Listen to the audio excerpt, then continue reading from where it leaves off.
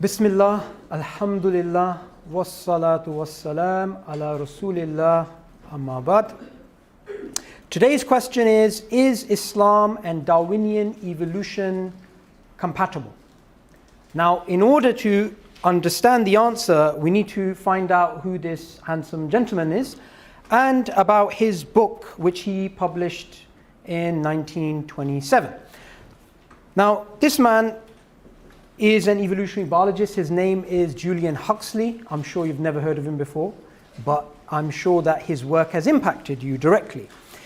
Julian Huxley was an evolutionary biologist, a very prominent evolutionary biologist at the beginning of the 20th century. He was, if you like, one of the main people involved in what was known as the modern synthesis, which is when they took Darwin's theory and they took genetics and they did a synthesis. So he's one of the most prominent figures in evolutionary biology in the last 100 years.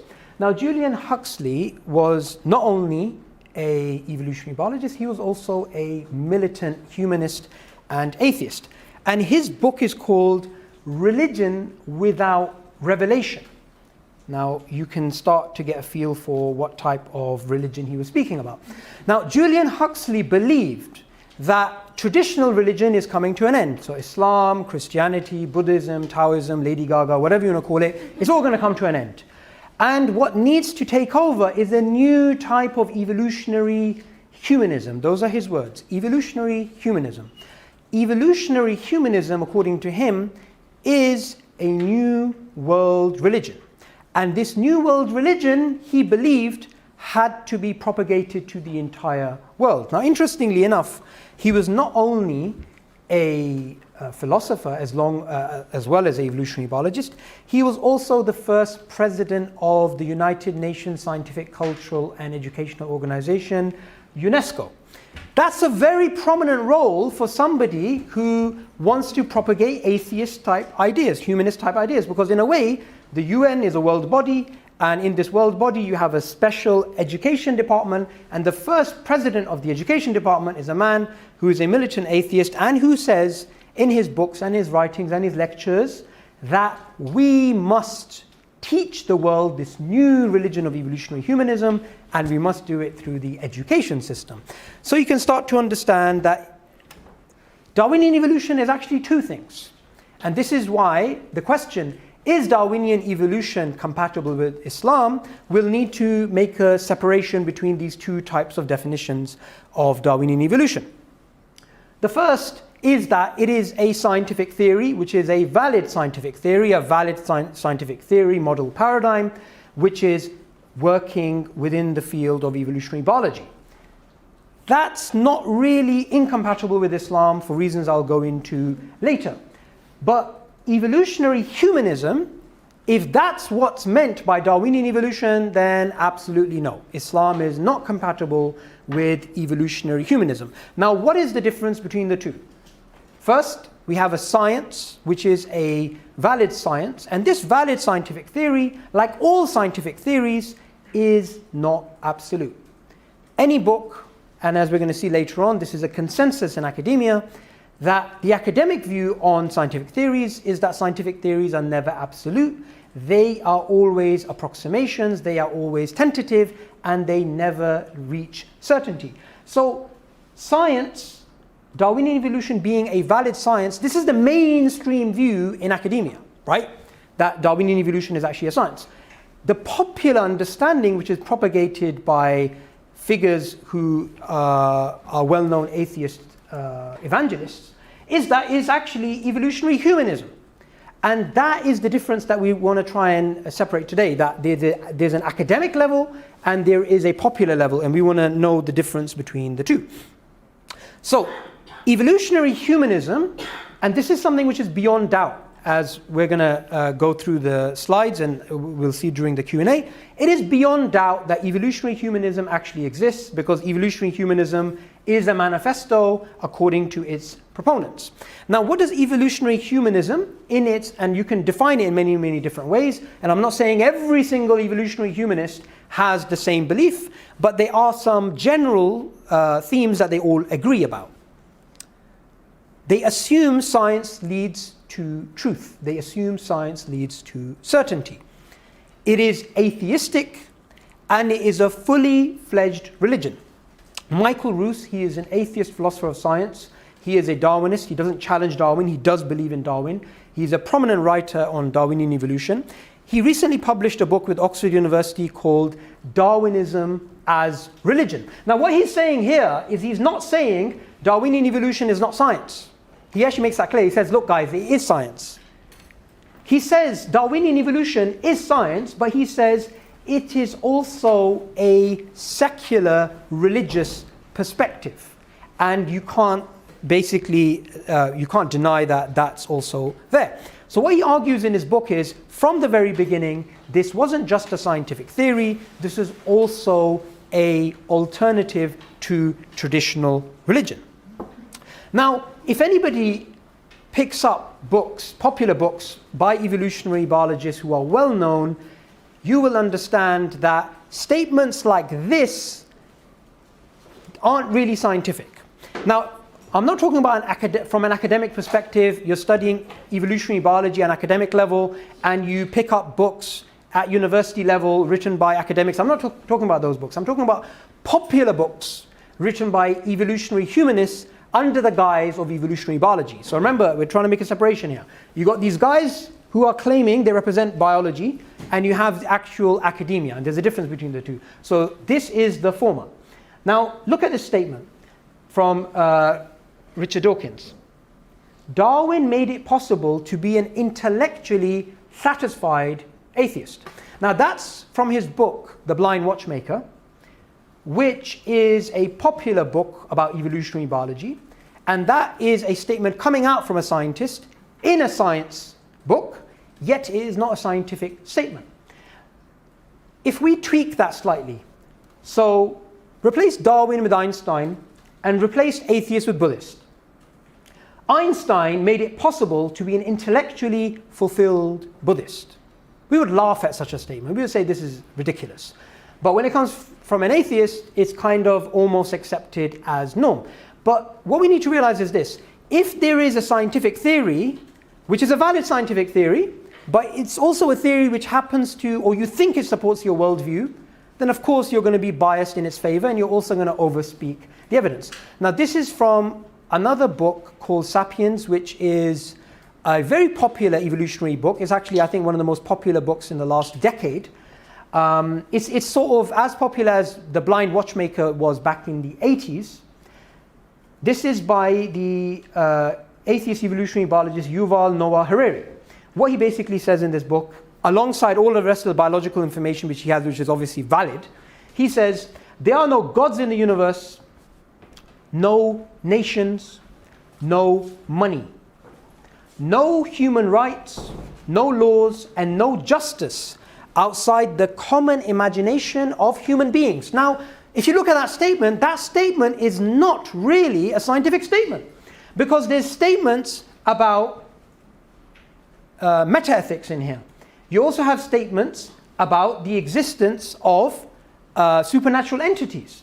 You also have the idea that morality is subjective.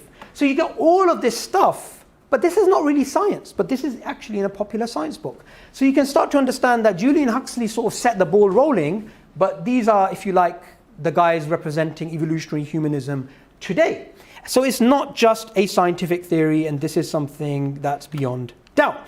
Now, even within evolutionary biology, and this is very important, we have credible evolutionary biologists who are atheists, like these two, Masatoshi Nai and that's Lynn Margulis.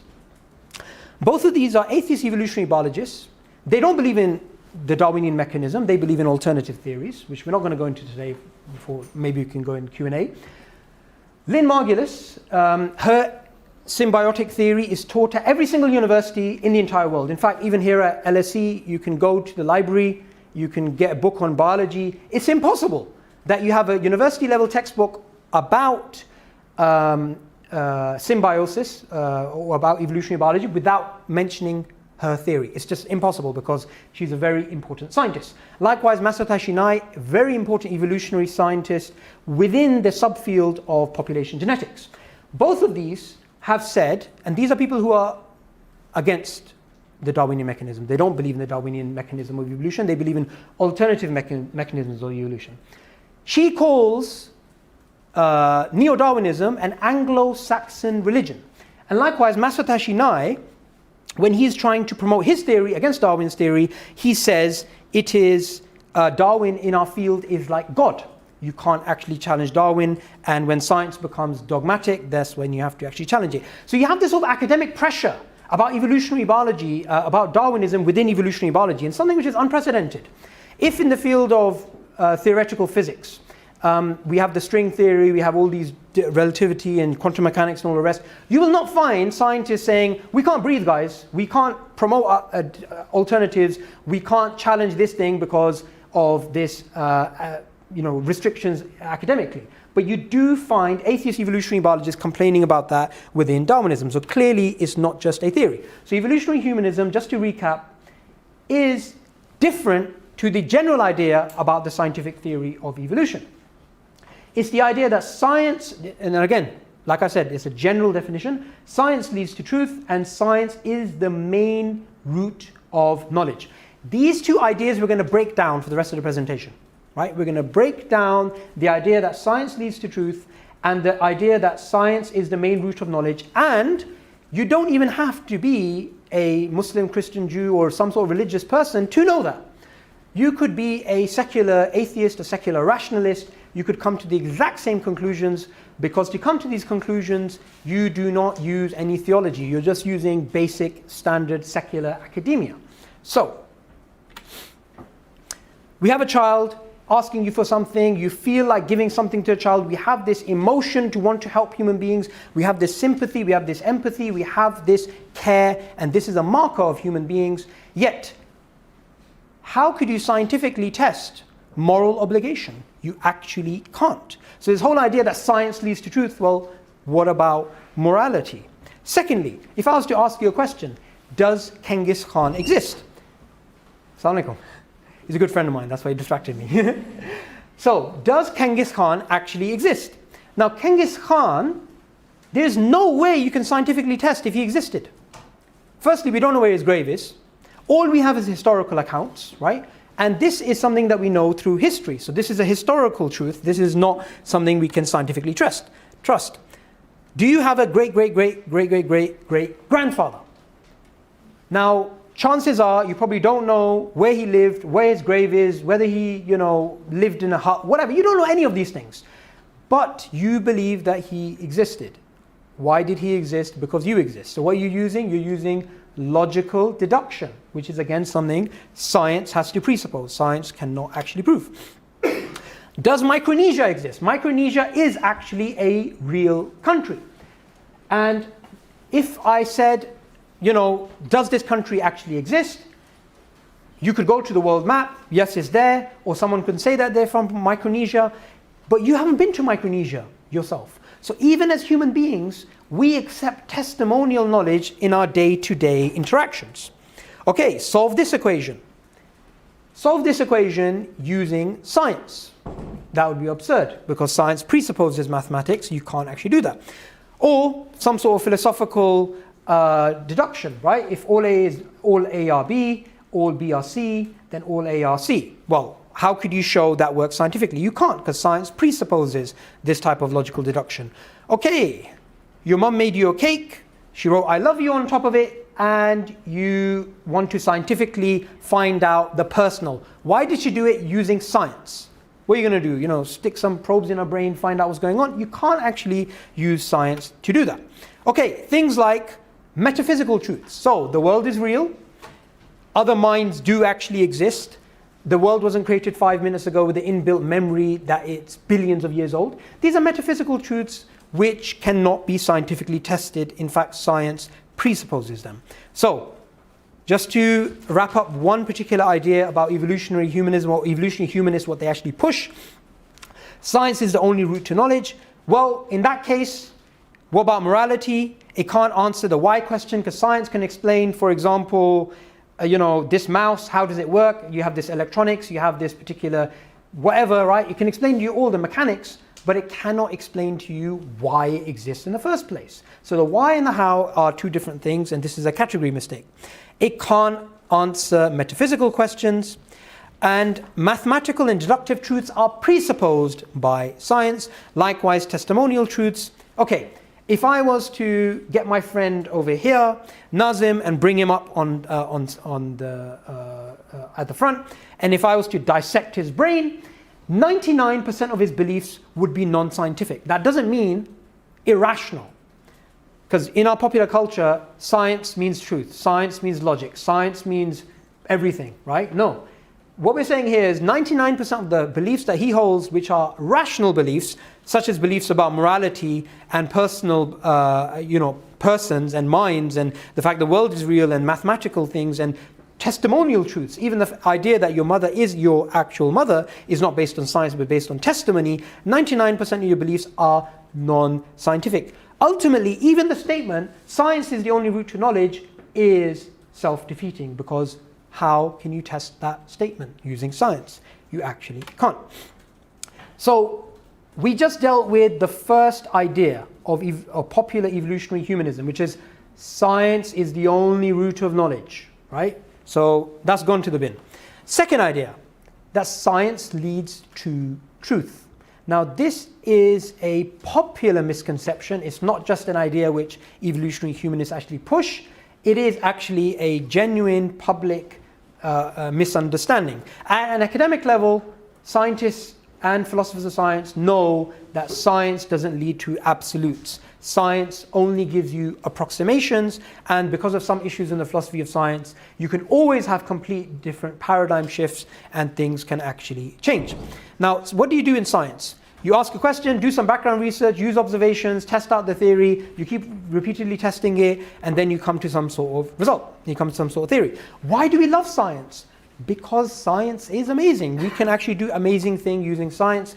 We can use Newton's laws and the Newtonian model to make precise predictions, and those predictions would actually come true. And all of us are impacted by science in a very positive way. So of course we're going to love it, and there's nothing wrong with loving it. The issue is when we misunderstand what it can actually achieve. It can achieve a lot of workable theories, but it doesn't give you absolute truths. The first problem in the philosophy of science is the black swan problem, which is, I have a scientific theory, all swans are white, right? And I keep observing swans, yep, this one's white, this one's white, this one's white, and what comes along one day is a black swan, and my theory is thrown out. This is known as the problem of induction. Secondly, we have the scattergraph problem. We have this issue that the same observations can give rise to different theories. This is very important because this is something which Charles Darwin mentions himself, and Charles Darwin was a very important evolutionary scientist, and he did understand some aspects of philosophy of science which sadly today's evolutionary humanists don't. He wrote in the beginning of The Origin that, look, you can use the same facts which are in my book to come up with a theory which is the opposite to mine, and he still believes his theory is correct, but he says that's still a possibility, and we have to, put theories together and then try and adjudicate between them. So you have all these green dots. These green dots are observations. Observations obviously don't change. So based upon these observations, you can make a straight line curve, straight line, you can make a curve, you can make a bell curve, you can make a sine. So you can have a whole bunch of theories based upon the same data. So that is the scattergraph problem. So because of these two problems, and there are actually quite a few more, science can always change and the conclusions can always be revised, and this is an academic understanding within philosophy of science. There's nothing controversial about this. Science doesn't lead to certainties. Now obviously what doesn't change is direct observations. Shape of the earth, the fact that we have water as H2O, fossils exist, stars exist, but this is again where we have a misconception. Observations are not science. Observations are used to do science. Okay, so let me just give you something to try and help you. So you look up at the stars, you look at different movements of the stars. You can use those movements and observations of the stars to come up with astronomy, right? Which is a valid science in physics. Or you can look up at the stars and you can come up with all types of palm reading and astrology, which is obviously nonsense, which is pseudoscience. So the same observations can be used for science and they can also be used for pseudoscience. So science is not just observation, science is much more than observations. As you can see here, there's a whole method, which is why there's the conflation between observations and science. It's kind of like, how can you say science is going to change when the shape of the earth is not going to change? That's obviously based on a conflation.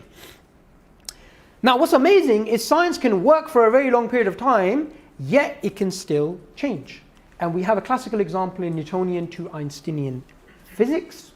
And this is where we had the idea that the universe is working according to this Newtonian model. And you know, the amazing thing about Newton's laws and his model was you can make a precise prediction. Right, I think this planet, based upon my calculation of Newton's laws, is going to be here at this particular time next year. And it would be there. For 200 years, the Newtonian model worked really well, which is why scientists were really finding it difficult when they went through this conceptual change at the beginning of the 20th century. Einstein came along and said, guys, Newton's model really works and it's helped us out a lot and we've achieved so much using it, but its fundamental assumptions are incorrect. So what did he do? Einstein came along and said, you see back here Newton's doing his nice little calculations, and these calculations, you know, we all used to do at school and stuff. The definition of mass that he's using is actually incorrect. So what did he do? He changed the definition of mass. Time and space was supposed to be fixed according to a Newtonian model, and Einstein came along and said, no, actually it's like fabric, it's like changing, it's flexible. Gravity, according to Newton, was supposed to be a pulling force. According to Einstein, it's due to space-time curvature. So we have massive conceptual changes in something which worked well for 200 years. Now think about this. We went to the moon. If you don't believe we went to the moon, that's a separate matter, but let's assume we did. So we went to the moon. We went to the moon based upon Newtonian mechanics. Now Newtonian mechanics and the Newtonian model took us to the moon, apparently, and it's based upon something which Einstein later showed the assumptions were actually false, but it worked. So just because something works doesn't mean it's true. And this is something which philosophers of science highlight. In fact, there's a lot of philosophical works which show we have lots of scientific theories in the history of science which works really well, yet they later turned out to be false. So university students at LSE, I'm sure you have cars like this. So this particular car, you have nitrogen boosters. Imagine there's a guy, first year undergraduate, he's really excited. He's enjoying his nitrogen boosters, and I come up to him as a middle-aged man and I say, son, so you see that nitrogen that you're using to, you know, boost up your car or whatever, this nitrogen was discovered using the theory of phlogiston, which later on turned out to be false. So he's going to find that conceptually quite difficult, one, because he's probably he probably doesn't understand what I'm talking about, but secondly, because his car works. Nitrogen works. Nitrogen is an element. But it was discovered using a theory that was actually false. So just because something works doesn't mean it's true. Okay, even in physics today, we have the theory of general relativity. We also have quantum mechanics. General relativity, quantum mechanics, both theories with great predictive power, both theories which have been very helpful in whatever technologies we've been enjoying, especially relativity. Now, what's really interesting is this. This particular theory, relativity, and this particular theory, quantum mechanics, they fundamentally contradict each other. They both can't be true in the literal sense. It's impossible. So we have two horses here going in opposite directions. Scientists don't say, right, let's reject relativity and jump in the quantum mechanics camp, or let's jump from here to here. They say, no, let's ride both these horses and let's see where they actually go. So theories work even if they contradict each other. Another very important aspect of science is methodological naturalism. This is very important to understand. Methodological naturalism, what does that basically mean? It basically means is this. We walked into this room all of us are scientists, and now that we are scientists, we adopt the assumption that anything we are trying to explain, we will only explain using things which are natural. So natural effects have natural causes. So there is a patient, the patient is going through some pain. We're not going to say the patient has a soul. We're not going to say the patient has an immaterial mind. No, everything has to go out of the window, which is not naturalistic. Even as a scientist, if you're looking through, if you're studying animal behavior, you can't say this is moral and this is immoral, because remember, methodological naturalism is all about physical effects, physical causes. So even talk about morality from a methodological naturalistic point of view means nothing. Now, this isn't actually a bad assumption. This is actually a working assumption in science, and there's nothing actually wrong with it. In fact, the first scientist, Hassan ibn Haytham, and we should actually know the history of science. He was actually the first modern scientist. He is the father of the modern scientific method. He lived approximately 1,000 years ago. He adopted methodological naturalism. Now, obviously, he didn't believe in naturalism, what's known as philosophical naturalism. He obviously believed in God. He was a Quranic scholar, and he did actually say, I study science to get closer to God. But there's a difference between methodological naturalism and philosophical naturalism, which we're going to do a bit later on. Right, so the way that Richard Lewontin, an atheist evolutionary professor from Harvard, explains it is this. We are forced by our a priori, which means before we look at evidence, adherence to material causes to create an apparatus of investigation and set of concepts that produce material explanations, no matter how counterintuitive, no matter how mystifying to the uninitiated. Moreover, that materialism is absolute, for we cannot allow a divine foot in the door. What's he going on about? What he's basically saying is this. Before we look at evidence in any scientific discipline, and he's here talking within the context of evolutionary biology, but this applies to all of science, we will assume there is only natural law, and there is only nature, and there's nothing metaphysical. There are no such thing as morals or souls or minds or God, anything like that. There's nothing like that. That's just a working assumption in science. That's not really a problem, because remember, science is an attempt to explain how things work. It's not an explanation of why things exist, right? So it's not necessarily a problem. It is a problem when somebody conflates methodological naturalism with philosophical naturalism. This is a very common mistake evolutionary humanists actually make. So take the statement of the evolutionary biologist Scott Todd. He actually summarizes it really, really well. This is within the field of evolutionary biology, by the way. Even if all the data pointed to an intelligent designer, such a hypothesis is excluded from science because it is not naturalistic. So you can say, look, this particular feature of the human being, or this particular feature of the caterpillar, or this particular feature of this bird is amazing, so there must be a designer. He says, right, within science we can't say that. Within science, a priori, before we look at evidence, there's no such thing as anything supernatural, anything metaphysical, if you like. It's all natural.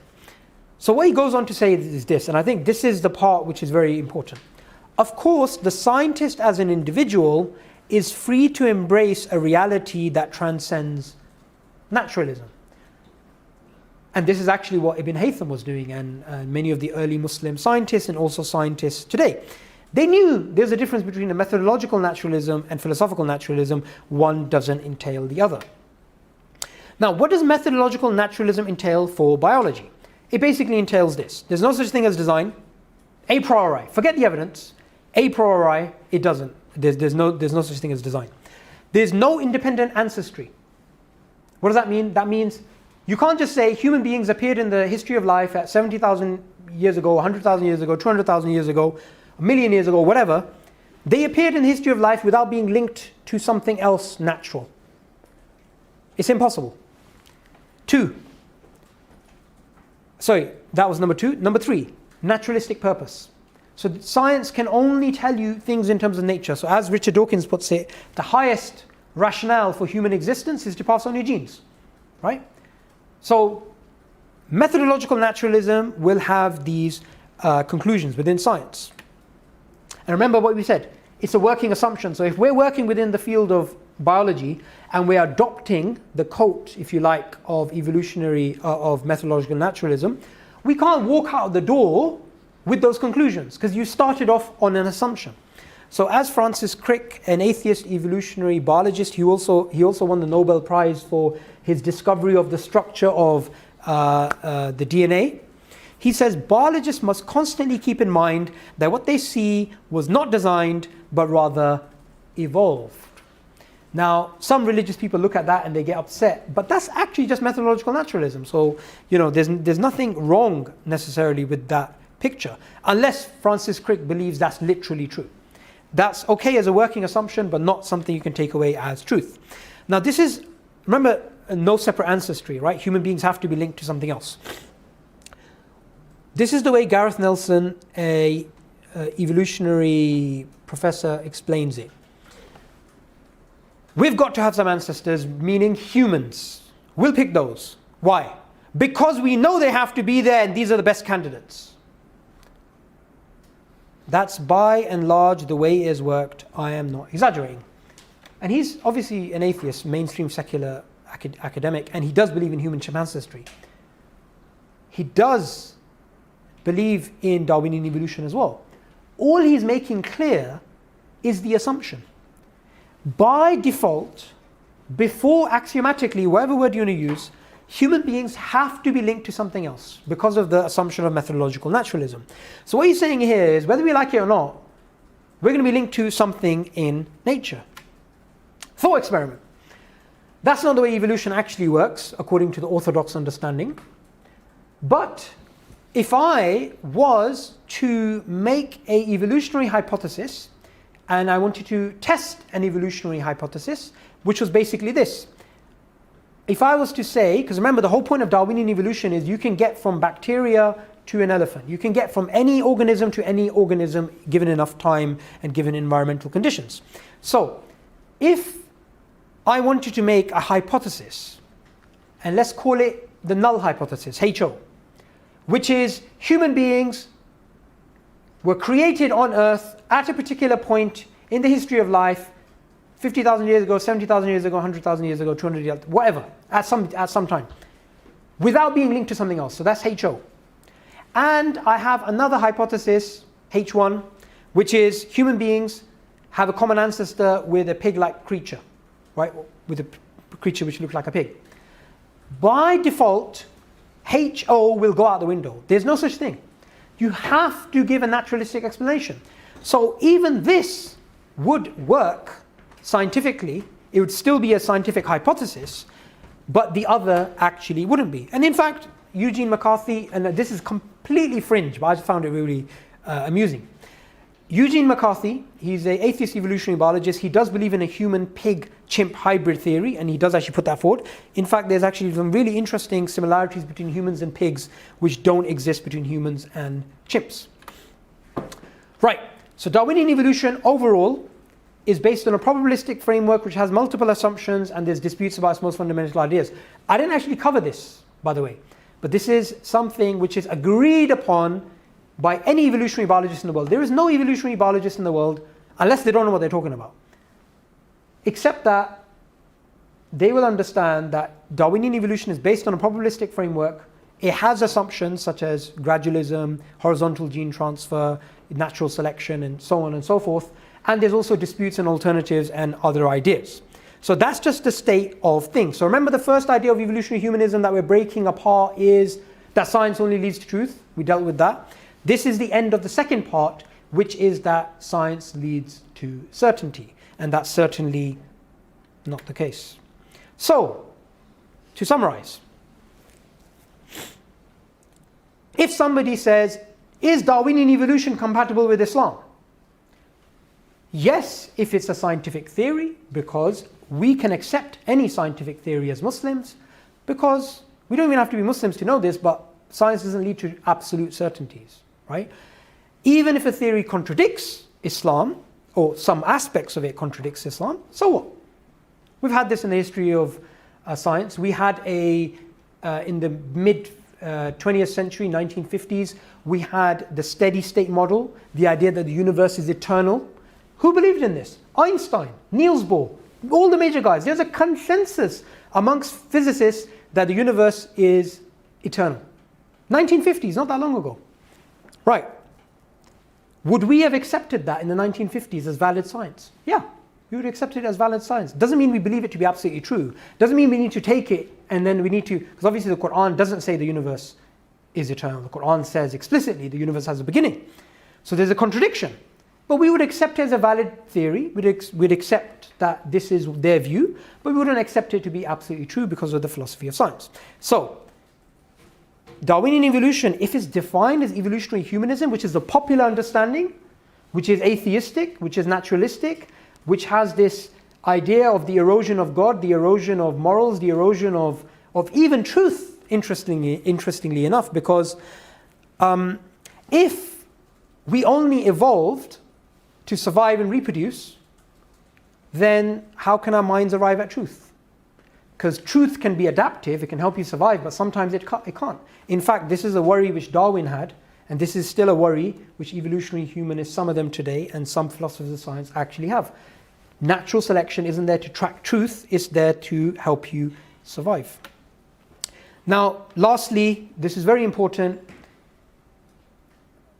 We need to understand, and we don't even need to be Muslims to understand this, but science is not the only route of knowledge. There is this whole popular perception. I mean, a few years ago, I remember when I finished work, this is back in the days when we had internet cafes. You guys are probably too young to remember what those are. But before we had internet on our phones, we used to go to these places called internet cafes. So in this internet cafe, I went to this internet cafe and I used to see this guy, he owned the cafe, and I used to talk to him now and again. So I said to him, "Do you believe in God?" He said to me, "I believe in science." And he said it in such a religious way. And it was almost like science replaces God, science replaces this, science is, this holy cow. What we need to do is we need to break out that inferiority complex, that science is some sort of gospel truth. There's many ways of arriving at truth. Of course, science is a valid route of knowledge as well. But there's reason. There is using your logical deduction and coming to conclusions. There's also empirical data, just pure empirical data. There's self-evident truths, the fact that the world is real, the fact that we have minds, the fact that we can trust our minds, the fact that truth does actually exist. There's introspection, and of course there's testimony. Valid, that doesn't mean someone comes in here and they smell of alcohol and they're like falling over and they're telling you there's an elephant going nuts outside Temple Station, right? That's not what I mean by testimony. Testimony is something which is in a science, which is you test, you have to check about authority, you have to check about different lines. There's a whole science to it, but testimony is a valid source of knowledge. And in fact, it's the major way that human beings know what they know. But additionally, this is very important, as Muslims, we have something separate to that. Everything that I've said in the presentation so far, I could have said, even if I wasn't Muslim, even if I was an atheist. Everything I've said so far is theologically neutral, metaphysically neutral. This last part is not, which is why it's in red. I hope you remember that.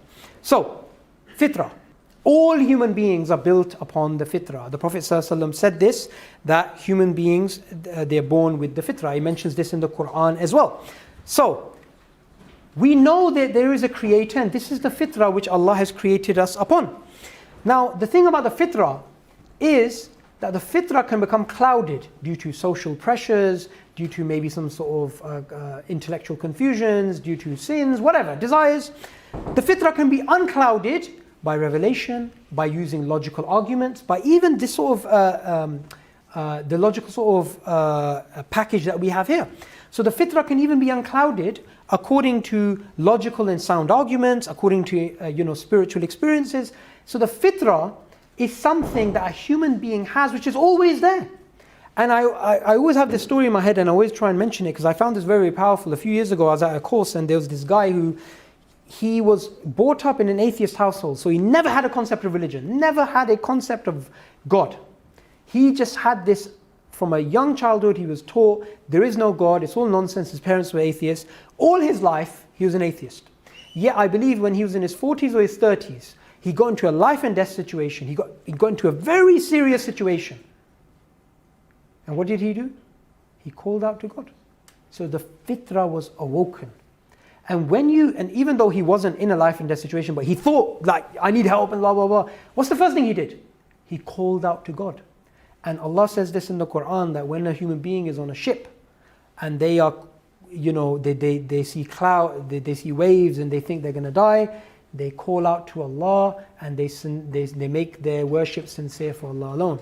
Now you students may be thinking, I've never been on a ship, but third-year students in their final exams, you'll see that the prayer room is filled up. Human beings ask for help when we're in trouble. This is a basic thing. Now what we need to understand is this.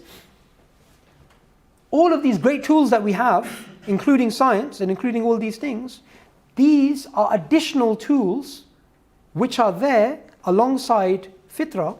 And this is, if you like, the composite package of the human epistemology, of how we know what we actually know. And we should always keep that in mind. Everything good I have said is from Allah. Every mistake is my own. Jazakallah khair for listening, and I look forward to your questions.